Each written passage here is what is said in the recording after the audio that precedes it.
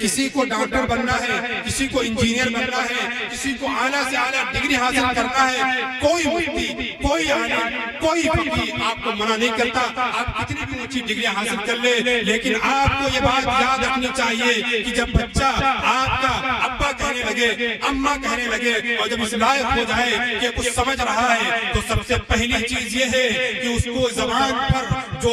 الفاظ رٹائے جائے وہ اے بی سی ڈی کا رٹا نہ لگوایا جائے، آ کھا گا کا رٹا نہ لگوایا جائے، بلکہ پہلی چیز جو اس کی زبان سے کہلوائی جائے وہ کلمہ لا الہ الا اللہ محمد رسول اللہ ترجمے کے ساتھ اسے یاد کرایا جائے، اسے دوسرا کلمہ یاد کرایا جائے، اشہد ان لا الہ الا اللہ، میں گواہی دیتا ہوں کہ اللہ کے سوا کوئی معبود نہیں، واشہد ان محمدا عبدہ ورسولہ، میں گواہی دیتا ہوں کہ محمد صلی اللہ علیہ وسلم اللہ کے رسول ہیں، اس کے بندے، یہاں سے اس کی تعلیم کا آغاز ہو، اور پھر اس کے بعد قرآن کریم پڑھنے کے لیے اس کا آغاز یہاں سے ہو کہ الف با تا سے اس کا آغاز ہو، اب تب سا سے اس کا آغاز ہو، درس سلامہ سے اس کا آغاز ہو، اور پڑھتے پڑھتے حافظی کی ذمہ داری ہوگی کہ سونے کی دعائیں، کھانے کی دعائیں، ٹوائلٹ جانے کی دعائیں، ٹوائلٹ سے باہر نکلنے کی دعائیں، ماں باپ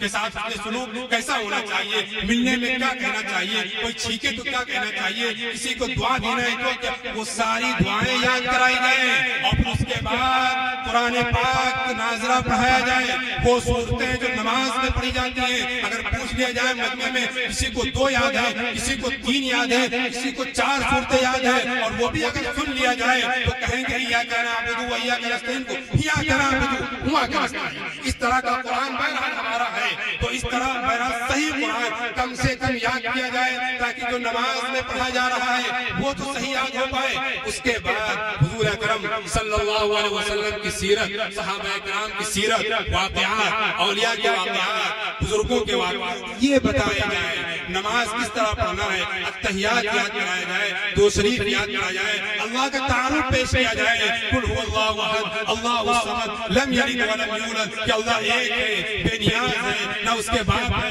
نہ اس کی ماں ہے، نہ اس کی اولاد ہے، اس کا کوئی شریک نہیں، یہ بتایا جائے، اس کو یہ بتایا جائے کہ حضور اکرم صلی اللہ علیہ وسلم نے کس طرح دعوت دی ہے، اسے صحابہ اکرام تھوڑا اس کو بتایا جائے، جب یہ بتایا جائے گا تو اس کا ایمان مضبوط ہوگا، ایمان میں تازگی پیدا ہوگی، جب ایمان میں تازگی پیدا ہو جائے گی پھر یہ کالج جائے، یونیورسٹی جائے، وہاں کی زہریلی فضا ہو، کتنی بھی طوفان آئے، ارتداد کا طوفان آئے، انشاءاللہ ثم انشاءاللہ اس کے پیر ڈگمگائیں گے نہیں، ارتداد کے طوفان میں بھی اس کے پیر انشاءاللہ ایمان پر قائم رہیں گے۔ آج جو لڑکیاں مرتد ہو رہی ہیں، آج جو لڑکے اسلام کو چھوڑ رہے ہیں، جائزہ لے لیجیے کہ وہ لڑکے ہیں، کہ وہ لڑکیاں ہیں جن کے باپ نے، جن کے والدین نے، جن کے گارجنوں نے ان کی صحیح تربیت نہیں کی، ان کو اسلام کی بیسک چیزیں نہیں بتائی، بیسک نالج ان کو نہیں دی، نتیجہ یہ ہوا کہ وہ بڑے ہو گئے اور مرتد ہو گئے، اسلام کو چھوڑ دیا۔ یاد رکھیے آپ کے پاس وقت ہے، اور آج میں آپ کو یہ پیغام دے کر جا رہا ہوں، اور اکثر جلسوں میں یہ پیغام دیتا ہوں، یاد رکھیے اپنے بچوں کو اگر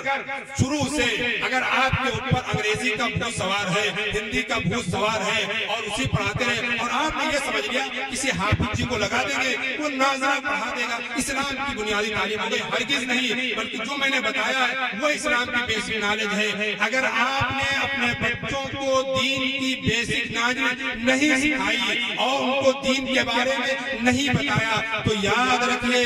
یہ آنے والی نسل وہ آگے چل پر ایمان پر یہ قائم رہے، اس کی کوئی گارنٹی نہیں۔